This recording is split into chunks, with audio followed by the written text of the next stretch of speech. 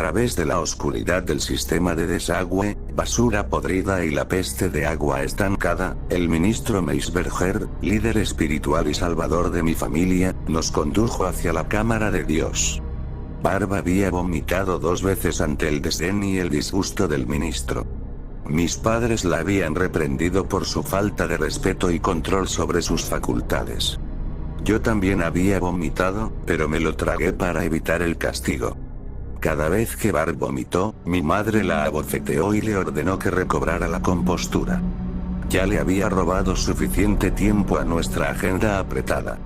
Dios estaba regresando a la tierra. Solo los siervos más devotos entrarían a la cámara de Dios, y haber llegado tarde ciertamente penalizaría nuestras posibilidades de entrar.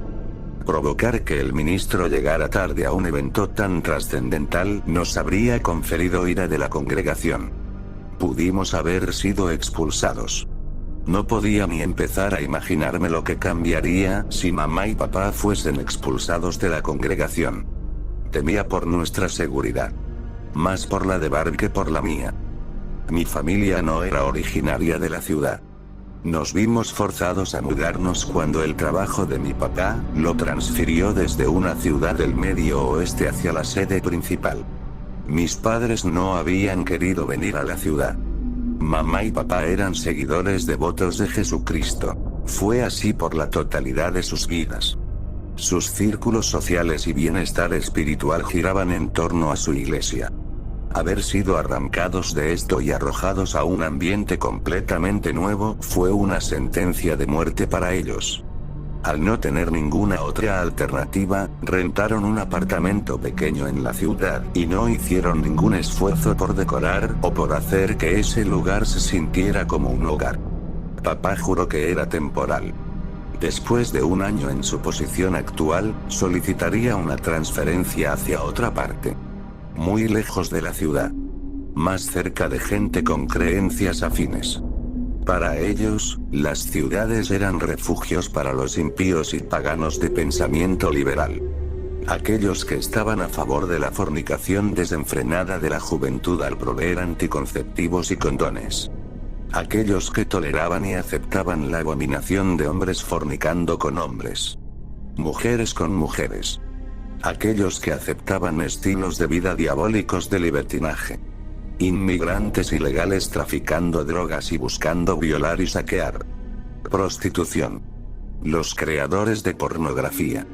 Sodoma moderna. Gomorra. Cualquier cosa que se te ocurriera, las ciudades suplirían esos pecados con creces. Mis padres eran fanáticos de mente cerrada, y yo los odiaba por pensar así. Y lo que es más importante, no querían que Barb y yo cayéramos en la tentación que estos lugares proporcionaban. Asumieron la misión de encontrar el lugar de culto más tradicional, rígido y conservador que la ciudad pudiera ofrecer. Saltando de iglesia en iglesia, no fueron capaces de encontrar este lugar hasta que el ministro Meisberger se les acercó por los escalones de la iglesia a la que habían estado asistiendo. El ministro los invitó a una reunión especial en el centro comunitario, prometiendo acercarlos a Dios más de lo que nadie en la tierra podría. Asistieron a muchas reuniones con el ministro y se unieron a la iglesia de Meisberger con un entusiasmo religioso renovado. La palabra de Meisberger se convirtió en ley en nuestro hogar y en nuestras vidas. Hubo cambios mayores en nuestra familia. Toda vestimenta de color fue removida de nuestro hogar. Solo se permitía ropa negra. La ropa de color era el uniforme de los inmundos. Destacar era un pecado. El negro era un reflejo de la oscuridad en el alma del hombre. Nuestros televisores, computadoras y aparatos electrónicos fueron vendidos. Estos eran utilizados para esparcir información errónea y propaganda, y para tentar con pecados capitales, al proveer acceso fácil a compras en línea, juegos de azar y pornografía. Nos sacaron a Barb y a mí de la escuela, pues estas eran criaderos para esparcir las intenciones de los inmundos. Que los demás niños vivieran en el pecado nos influenciaría a que pecáramos con ellos. Nuestros profesores nos instruían blasfemias y profanidades difundidas bajo el nombre de la ciencia. Ahora, nuestra educación estaba en las manos de nuestros padres, quienes nos educaban a partir de un plan de estudios aprobado y creado por Meisberger a partir de sus enseñanzas religiosas. Como se pueden imaginar, Barb y yo no estábamos muy emocionados por los cambios severos en nuestras vidas. Me rehusé a entregar mi televisor y Xbox, mi tableta y computadora. Se me arrebató todo lo que poseía que me brindaba felicidad, entretenimiento o interacción social. La única forma de entretenimiento que se nos permitió fue una copia de la Biblia de Meisberger. Si no le dábamos uso, a nuestros padres se les había encomendado facilitar sermones sobre ella. Mi padre respondió a mi protesta por la pérdida de mis cosas con una cachetada firme a lo largo de mi rostro, un hombre que nunca en su vida me había levantado la mano. No me dolió tanto como me sorprendió y me avergonzó. No solo ardía en un nivel físico, lastimó mi alma. De la noche a la mañana, el hombre que amaba y respetaba se convirtió en un hombre al que temía y despreciaba. A Barb se le hizo mucho más difícil acostumbrarse a nuestro nuevo estilo de vida. Extrañaba a sus amigos y se escapaba de la casa con frecuencia para visitarlos. Regresaba con libros de contrabando y un iPod Nano que podía esconder con facilidad. Mamá y papá estaban dormidos cuando ella se iba y cuando regresaba. Sus excursiones nocturnas transcurrieron sin complicaciones por un tiempo, hasta que abusó de su suerte y fue atrapada. Barb llegó a casa y se encontró cara a cara con mi madre, quien había estado bebiendo un vaso con agua. Mamá despertó a papá, iniciando la primera de muchas discusiones explosivas. Me arrastré de la cama para ver lo que estaba sucediendo.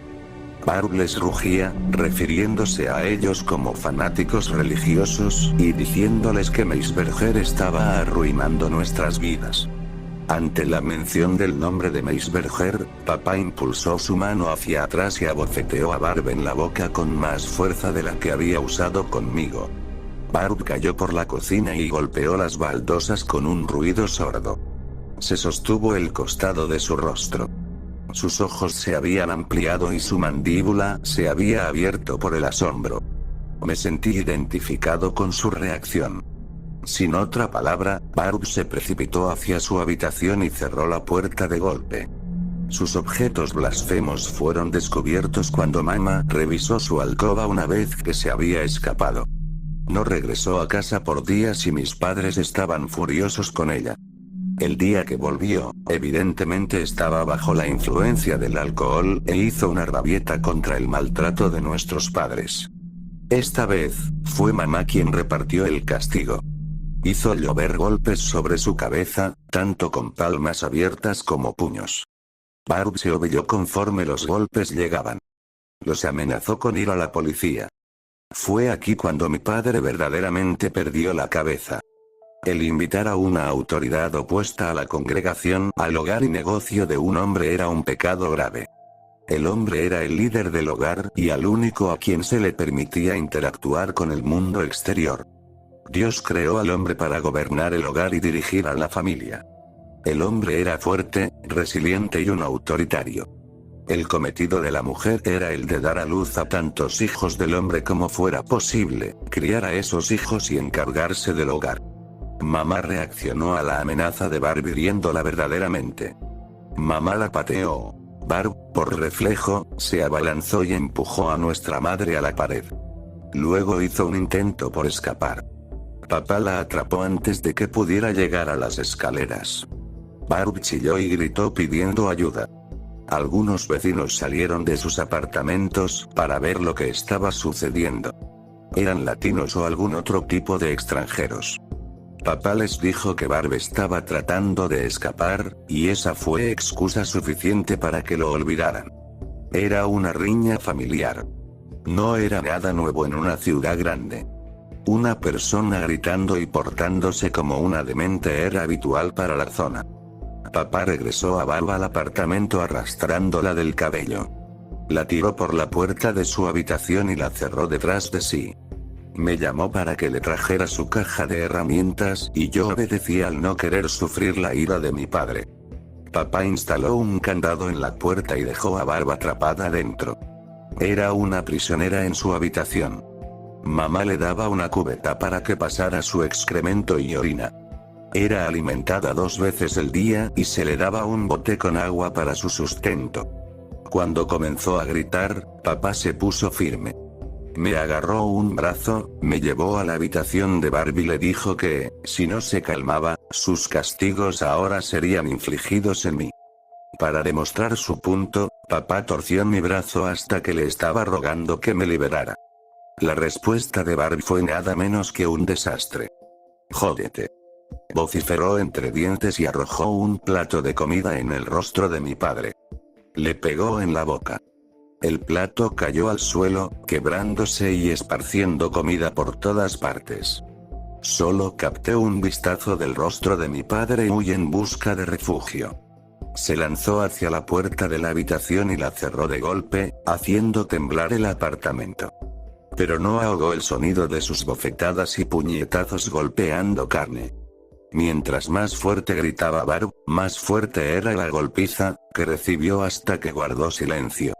Mamá entró a la habitación y escoltó a papá hacia afuera. Había sangre en sus nudillos y en su rostro. Barb estaba desplegada en su cama. Su nariz estaba sangrando. Su rostro estaba rojo e inflado. Sus labios estaban partidos y ensangrentados. Lloraba, sollozando en silencio. Después se estabilizó todo. Barb, temiendo que se impartirían castigos sobre nosotros dos, decidió acatar sus quehaceres, las lecciones espirituales de mamá y las oraciones. Se remolcaba a sí misma por todo ello, inexpresiva, muerta por dentro, resignada ante su destino. Se confinaba a su habitación, optando por el aislamiento. Yo hice lo mismo. Ahora nuestro hogar estaba en silencio todo el tiempo. Mientras papá trabajaba, mamá se enfocaba en sus estudios religiosos y en impartir nuestras lecciones. Fue la experiencia más miserable de mi vida y tenía demasiado miedo como para defendernos a Barbie y a mí. La ira y furia de papá no era algo que quisiera vivir. 2 semanas después del incidente, mis padres nos dijeron que nos mudaríamos para unirnos al resto de la congregación. Barb trató de ocultar su reacción ante el anuncio. Las lágrimas y su mirada derrotada no pudieron disimular sus sentimientos. En cuestión de una semana, Meisberger llegó a nuestro hogar y mis padres le entregaron un cheque con sus ahorros de vida. Mis padres donaron todo su dinero a la congregación. Meisberger estrechó la mano de papá y le asintió su aprobación a mi madre. El contacto entre hombre y mujer no estaba permitido. Les agradeció por su diezmo y prometió que las donaciones de nuestra familia nos reservarían un lugar en los cuarteles de residencia de la congregación y un asiento al lado derecho del comedor de Dios en el gran reino de los cielos para el festín de 1000 almas. Durante su despedida, nos dijo que esperáramos su llamada telefónica mientras se hacían las preparaciones. Pasó una semana antes de que llegara la llamada. Meisberger había sido bendecido con una visión de la congregación entrando a la cámara de Dios. Se nos dijo que nos vistiéramos con nuestras prendas más finas y que nos encontráramos con él en la dirección dada 1 hora antes de la medianoche. Mis padres estaban atolondrados por la emoción y esperaban que nosotros nos uniéramos a su celebración. Barbie impregnó su rostro con una sonrisa falsa y se excusó para ir al baño. Todo su júbilo la sobrecogía. Tuvimos un almuerzo tradicional de arroz blanco, papas hervidas y pollo asado. Comida insípida que no nos seduciría hacia la gula. Antes de que el almuerzo terminase, papá le entregó a Barb una pastilla y demandó que se la tragara. Dijo que el ministro lo había ordenado. No pudo esconder sus manos y labios temblorosos. Lágrimas ágiles y espesas se derramaban por los costados de sus mejillas. Negó con la cabeza y le rogó a nuestro padre que tuviera piedad. Él le contestó con una mirada. La aterrorizó y la sometió simultáneamente. Barb se tragó la pastilla. Mamá la obligó a abrir su boca para demostrar que se la había tragado. 1 hora más tarde, Barb estaba fuera de sí. Arrastraba las palabras y tenía problemas para comprender lo que estaba sucediendo. Mamá le dijo que era normal y que no se preocupara. Barb se quedó dormida en su silla y papá dijo que era hora de irnos. La levantó por encima de su hombro como un saco de patatas y la cargó afuera del apartamento. Sus extremidades se mecían flácidamente. Se veía muerta, con la excepción de un tic incómodo en su rostro. Nos subimos al elevador y bajamos hacia el estacionamiento. Siguiendo la dirección del ministro, condujimos afuera de la ciudad hacia el punto de encuentro en los suburbios. Barb estaba murmurando en el asiento trasero, semiconsciente. Policía, culto y asustada fueron las únicas palabras que pude descifrar. Temiendo por su seguridad, y por la mía, le pedí a mis padres que me explicaran los pasajes del Oscuro Perpetua. Papá me contó sobre la segunda venida de Jesucristo y los eventos del libro de Revelaciones. Los malvados serían castigados con la segunda muerte y amplió su explicación. No le estaba prestando atención. Estaba siendo consumido por pensamientos de intentos de escape. Una hora antes de la medianoche, ya no había muchos carros por donde estábamos conduciendo. En la ciudad, había habido oportunidades de escape en los semáforos con las personas justo afuera de las puertas del auto. No me atreví a abandonar a Barb. Aún no había recuperado su raciocinio. Al llegar a nuestro destino, nos estacionamos en un sitio de parqueo que solía ser un supermercado. El edificio ruinoso se erigía al otro lado de la calle. Todas las ventanas estaban rotas y había vidrio esparcido por el pavimento. Se veía como si no hubiese sido usado en años.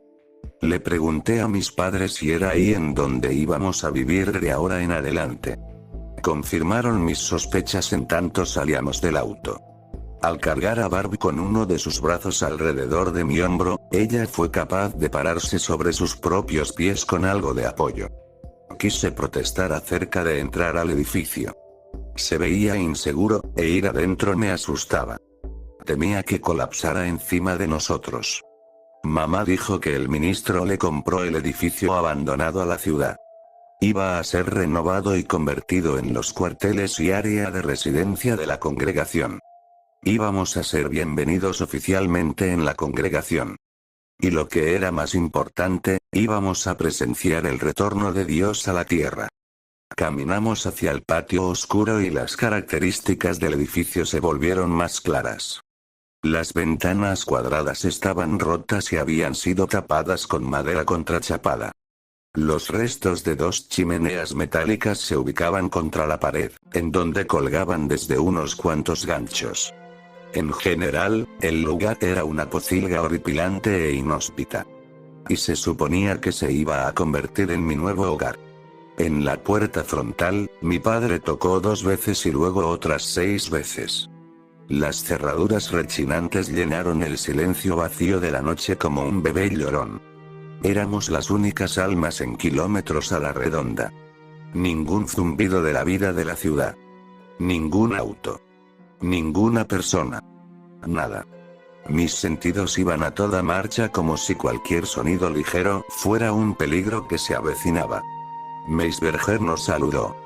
Vestía con una camisa negra de sacerdote con un cuello negro en vez del blanco con chaqueta negra que se usa por tradición. Se disculpó por demorarse tanto en abrir la puerta, que estaba vieja y necesitaba lubricación.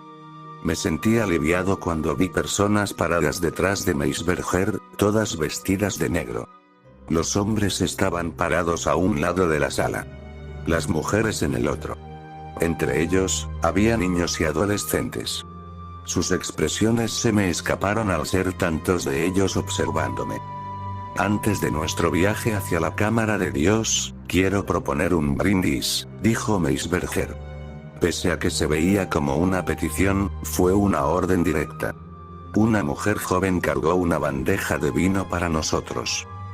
Creí que el alcohol era malo, musitó Barb, recuperándose de la pastilla. Al haber sido bendecido por mi mano, este no es alcohol que será consumido por placer. Esto es comunión. La sangre de nuestro Dios, respondió Meisberger, agitado por el cuestionamiento de Barb. Papá le siseó a Barb y alzó su mano para golpearla. Meisberger colocó una mano en el hombro de papá y apagó su enojo. Esta noche no es una noche para la violencia.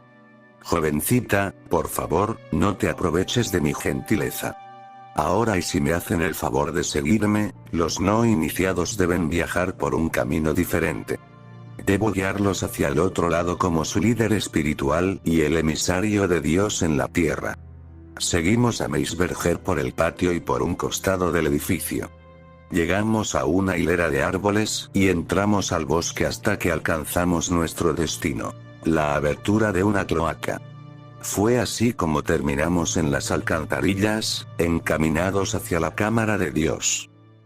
Luego de que Barb vomitara 2 veces, aceleramos nuestro ritmo hasta que llegamos a una intersección en los túneles. Meisberger giró hacia la izquierda. Había 13 candelas encendidas a cada lado del túnel, marcando la entrada. La cámara de Dios, dijo Meisberger en voz alta y siguió caminando. Las 26 flamas representan a los inquilinos de nuestra fe. Estas son las luces guías para un mundo salvaje de oscuridad y depravación. Siempre y cuando la calidez de su luz los toque, sus almas permanecerán puras y merecedoras de la atención y del amor de Dios. Alabado sea Dios, exclamaron mis padres al unísono. Barb apretó mi mano con fuerza. La luz de Dios los está tocando, declaró Meisberger. Barb se rió por lo bajo hasta que se le escapó una risotada. Escucharlo fue alarmante. Se sintió foráneo. No tenía sentido, especialmente no en ese momento. Dios no es real. Eres un mentiroso.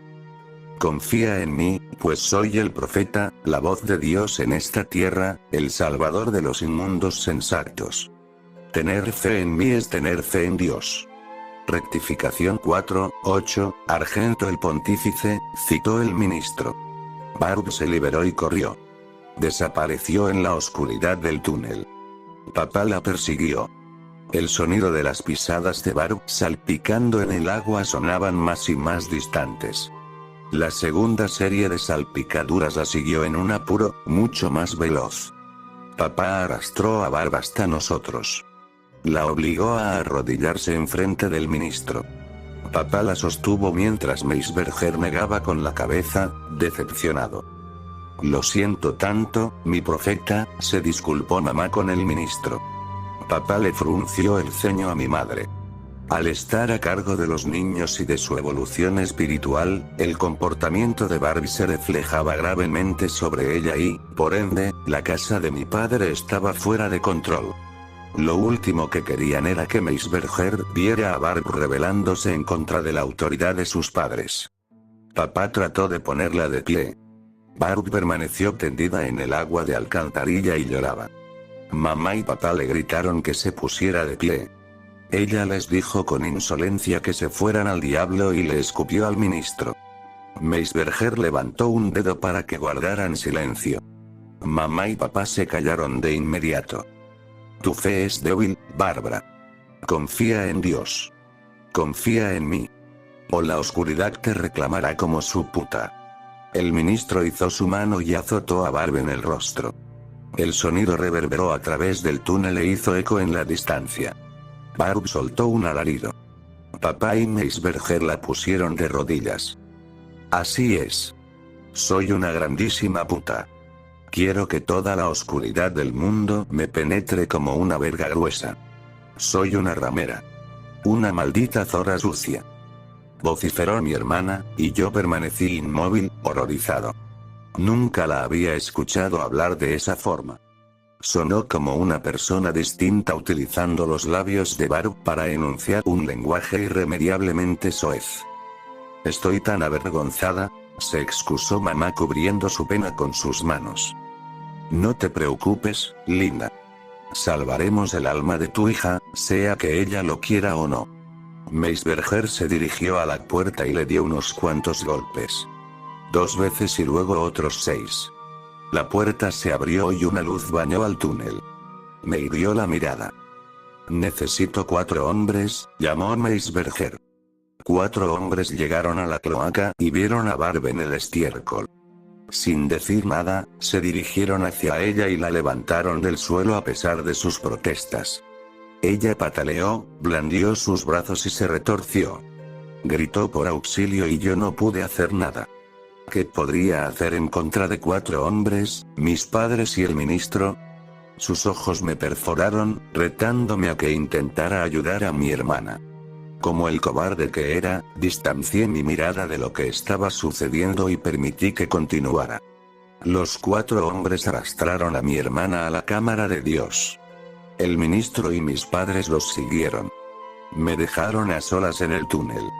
La única persona restante cuya lealtad y fe quedaba en duda. Era una prueba. Tenía que serlo. Querían ver si iba a escapar. Sabían que no lo haría. Amaba a mi hermana demasiado como para que la dejara sufrir sus insultos y castigos por sí sola. Al entrar a la cámara de Dios, el hedor de la porquería de alcantarilla fue sustituido con el olor de madera candente e incienso. La calidez me envolvió, lanzando escalofríos por todo mi cuerpo. Se sentía celestial. Había chimeneas ardiendo a lo largo de la cámara. Los adoradores esperaban a los costados de los fuegos con sus Biblias en mano, rezando. Bienvenidos a la cámara de Dios, anunció Meisberger desde el centro de la habitación. Y una muy especial bienvenida a nuestros últimos invitados, la familia Dayton. La congregación respondió con murmullos de bienvenida. Estamos aquí reunidos en la presencia de Dios, del profeta y de los inmundos sensatos, para bautizar a la familia Dayton en nuestra iglesia. Déjenme ir, rogó Baruch. El ministro se giró hacia uno de los hombres que habían arrastrado a Barbie y le asintió. El hombre le pegó en la boca. Ella gritó y se quedó callada una vez más. Mamá y papá se pararon de frente y al centro, en el podio de Meisberger. Accediendo a su petición, me uní a mis padres. Mamá acogió una de mis manos en la suya y la apretó. Yo no quería sostener su mano.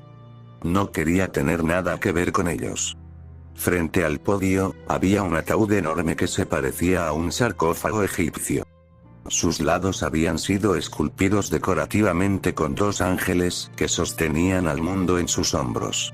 La parte superior había sido esculpida en la forma de un hombre con sus brazos cruzados.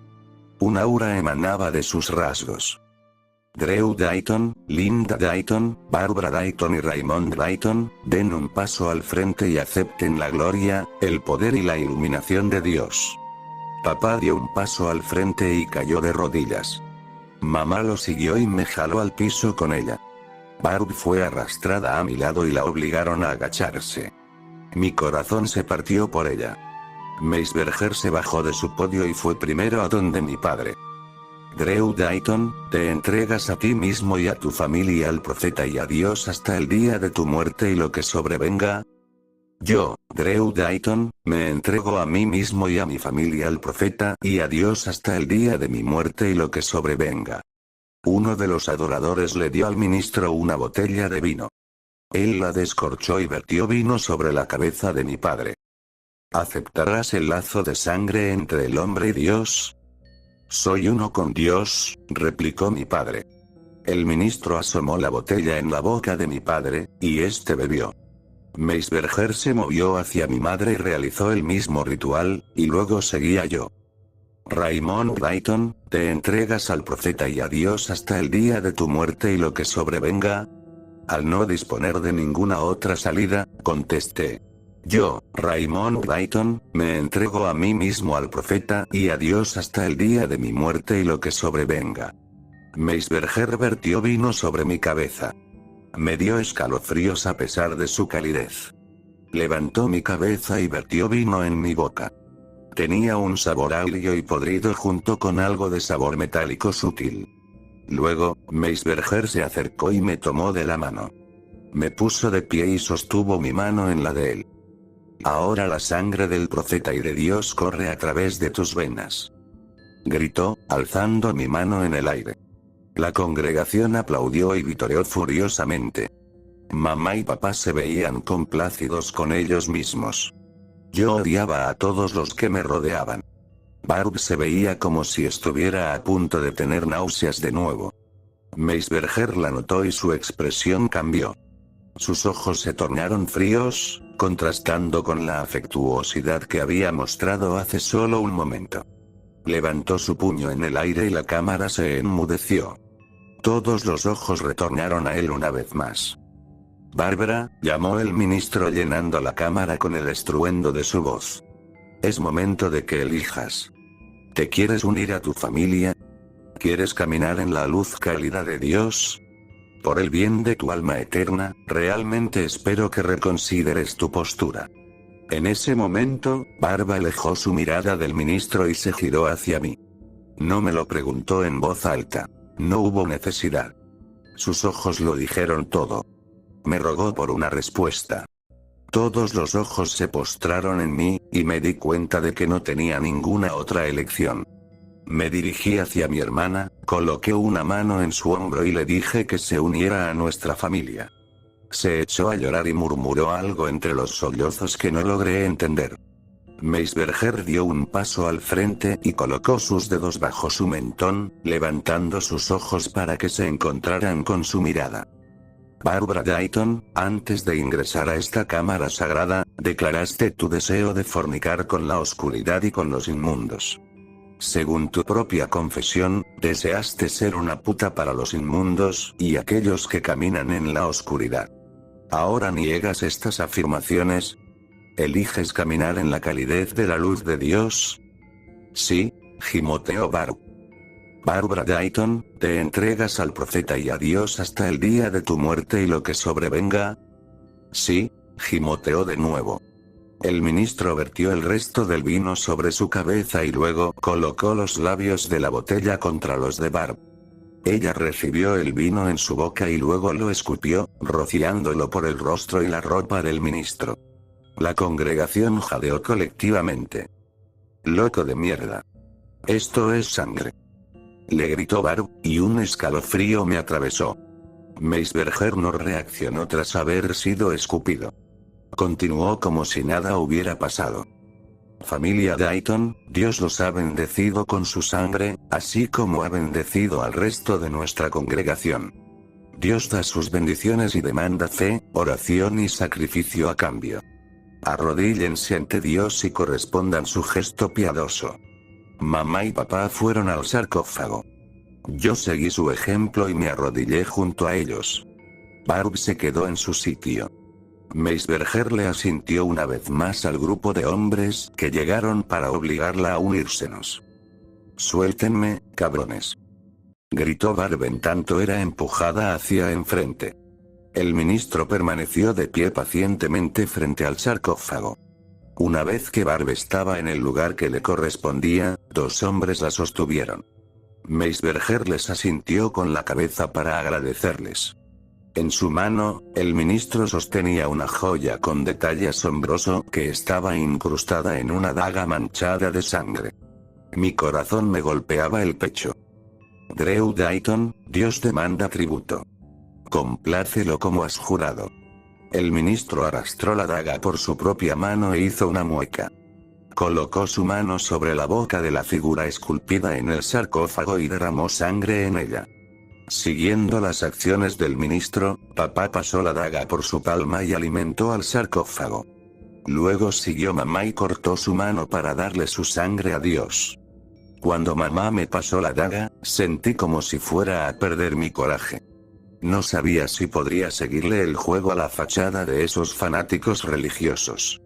Mis manos temblaron ante el panorama de la sangre en la daga. El mango estaba resbaloso.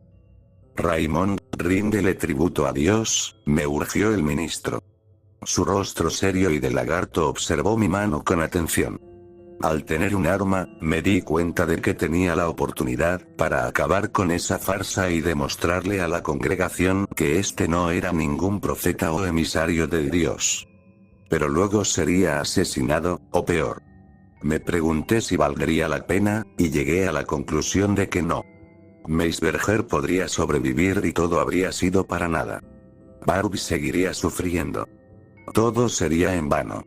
Tragué grueso, apreté mi mandíbula y me corté la palma. Me acerqué a la tumba ceremonial y coloqué mi mano sobre la boca al igual que habían hecho mamá y papá. La sangre cayó adentro. Meisberger llegó y presioné mi mano para cubrir la porción de la boca. Algo dentro del sarcófago me tocó. Grité, queriendo alejar la mano. Meisberger la mantuvo en su sitio. Fuera lo que fuera eso que yacía adentro, lamió la sangre desde la herida con una lengua fría y resbalosa. Recorrió la totalidad de mi palma, ingiriendo la sangre con un sorbo grotesco. Fueron los segundos más largos de mi vida. Meisberger liberó mi mano y señaló a mi familia para que regresara con ellos. Dios obra de maneras misteriosas. Maneras que los inmundos nunca entenderán. Nosotros, los fieles, adoramos a un Dios poderoso. A un Dios verdadero. A un Dios de acción y amor que no permite el sufrimiento de su rebaño. Coloca tu fe en Dios, pues todo es posible a través de Él y solo a través de Él. El ministro levantó su mano ante la congregación y les mostró su palma. La herida se había esfumado. Vi mi propia mano y descubrí lo increíble. Mi herida también se había esfumado. La congregación jadeó una vez más en señal de gozo. Me volteé hacia Barb y vi que su asombro igualaba el mío. Barbara Dayton. Nuestro Dios te ha escogido para la salvación. Tú rechazas su selección. Rechazas la autoridad de tu padre. La crianza de tu madre. Cometiste blasfemia en la presencia de Dios y del profeta, y te resistes a nuestros esfuerzos de llevarte a la luz y la calidez de la gloria eterna de Dios. El asombro en el rostro de Barb se había desvanecido. En su lugar, se arraigó el miedo. Temblaba y trató de ponerse en pie. Los hombres continuaron sujetándola. Ella se retorció y recibió otra manotada en el mentón por su oposición. Quizá es por esto que Dios te prefiere más que a la mayoría de nosotros. Tú necesitas el amor de Dios más que cualquiera. Dios me ha comandado que te lleve más cerca de su ser. El ministro gesticuló con una mano hacia el sarcófago y los hombres arrastraron a Barb hacia adelante. Ella gritó y pateó con lo último que quedaba de su fortaleza y espíritu. Mi hermana luchó y luchó, algo que yo había sido muy cobarde para intentar. Cariño, no te resistas. Dios te ha elegido. La alentó mamá. Papá sostuvo a mamá en sus brazos. Lágrimas de alegría se derramaban por los rostros de ambos. Un grupo de mujeres mayores se acercaron a los hombres que sostenían a Barb. Le jalaron su vestimenta y se la arrancaron. Cerré los ojos y me cubrí las orejas. Pero no hizo mucho para ahogar los gritos y el desgarramiento de tela. La multitud que la rodeaba terminó su tarea con facilidad. Barb estaba postrada ante la congregación, desnuda y pálida. No pude soportar verla. 4 de los hombres se habían despegado del grupo. Fueron hacia el sarcófago y, juntos, retiraron la cubierta de roca pesada. El olor de putrefacción antigua flotó desde la tumba abierta. Fue como un animal muerto abandonado bajo el calor. Abrumó al olor de madera candente e incienso. Mis ojos se pusieron llorosos. Me atraganté. Quienes sostenían a Barb la guiaron hacia el sarcófago. Barb se opuso a ellos. ¿De dónde encontró la energía? Nunca lo sabré, pero entre sus gritos, llantos y sollozos, me rogó que la ayudara. Cuando finalmente llegó al sarcófago y dio un vistazo en su interior, el pánico en los ojos de Barb se grabó a fuego en mi memoria. Algo se rompió dentro de ella. El frenesí agitado de su oposición culminó. Una mirada de desilusión dominó sus ojos. Fuera lo que había visto, la obligó a resignarse ante su destino. Meisberger alejó a los hombres de Barb con un meneo de su mano. Ellos liberaron a mi hermana, quien se quedó parada, estupefacta, observando al interior de la boca del sarcófago. Encomendamos el cuerpo y alma de Barbara Dayton a Dios para su paz eterna. Y tomó a mi hermana en sus brazos como un novio cargando a su prometida por el umbral. Un par de manos viejas y marchitas se extendieron desde el sarcófago para recibir el descenso de Barb. El ministro la posó sobre los brazos vetustos y la siguió bajando hasta que ambos estaban juntos en el interior del sarcófago. Con otro gesto de su mano, los 4 hombres volvieron para deslizar la cubierta en su lugar. La cámara de Dios quedó en silencio una vez más. La congregación inclinaron sus cabezas en señal de oración. Esperaba que Barb gritaría. Que daría un último alarido o indicación de angustia. No hubo nada aparte del sonido de mi corazón martillando mis oídos. Esa fue la última vez que vi a mi hermana. Pasaron 5 semanas desde nuestra inauguración como parte de la congregación. Cada mañana comenzaba con oraciones. Luego del desayuno, Meisberger nos presentaba una lección de su Biblia y luego todos iban al frente de la habitación y se cortaban las palmas con una daga. La sangre era recolectada en botellas de vino como nuestro sacrificio para Dios. Estas heridas no sanaban. Eran dolorosas y susceptibles a infecciones. Era una práctica común en la congregación. Las heridas solo sanaban hasta que íbamos a la cámara de Dios a depositar nuestra sangre directamente en la boca de Dios. Papá renunció a su trabajo en la ciudad, terminó el contrato de nuestro apartamento y trajo unas cuantas pertenencias valiosas que Meisberger nos permitió conservar en la destilería vieja. Mamá estaba embarazada. Tenía una hermana o hermano nuevo en camino. No sabríamos nada hasta que el bebé naciera. Incluso para emergencias, a las mujeres no se les permitía ver a doctores. Tenía la esperanza de que el bebé naciera saludable, pero no me importaba si mamá vivía o moría después de ello. Lo mismo con papá. No había hablado con ellos desde la noche en la que abandonaron a su hija para ser sacrificada afuera lo que fuera que se encontrara dentro del sarcófago. Al vivir en la congregación, las oraciones en la cámara de Dios eran raras. En 5 semanas, solo habíamos ido 3 veces a dar sangre directamente. La congregación era capaz de acceder a la cámara a través de una puerta en el sótano. Esta también daba acceso a la puerta que conducía a los túneles de las alcantarillas y al mundo exterior. Solo fue cuestión de amasar el coraje y esperar a mi oportunidad. 5 semanas después de haber perdido a Barb, hice mi jugada cuando estaba seguro de que era el momento indicado. Esperé hasta muy temprano por la mañana, me salí de la cama y repté por los cuarteles de los hombres en la oscuridad. Aún no podía arriesgarme a encender una candela. Justo afuera de la habitación, a paso de tortuga para asegurarme de que nadie escuchara mis pisadas, atravesé la destilería hasta que llegué a la puerta del sótano. Una vez ahí, encendí la candela de aceite. Un nudo se torció en mi estómago por los recuerdos de las palabras de Meisberger que volvieron a mí. Siempre y cuando la calidez de su luz los toque, sus almas permanecerán puras y merecedoras de la atención y del amor de Dios.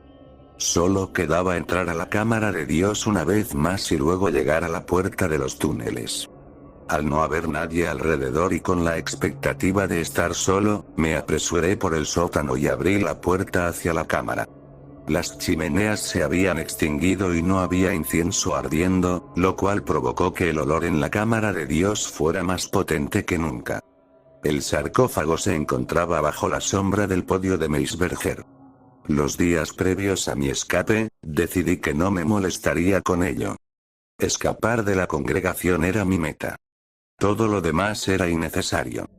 Y, aún así, me hallé a mí mismo parado frente al sarcófago.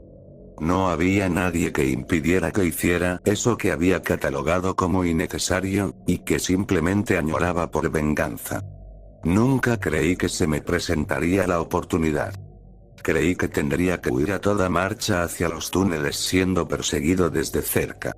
La boca de la figura en el sarcófago estaba lo suficientemente abierta como para que la candela cupiera. Ahora, la decisión estaba entre navegar los túneles sin luz alguna y obtener mi venganza, o enfocarme en asegurar mi escape.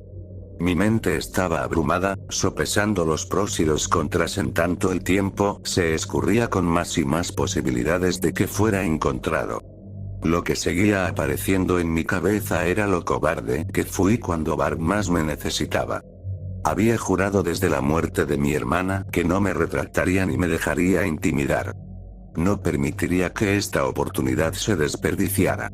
Al escudriñar las chimeneas extintas, descubrí exactamente lo que necesitaba entre los restos chamuscados.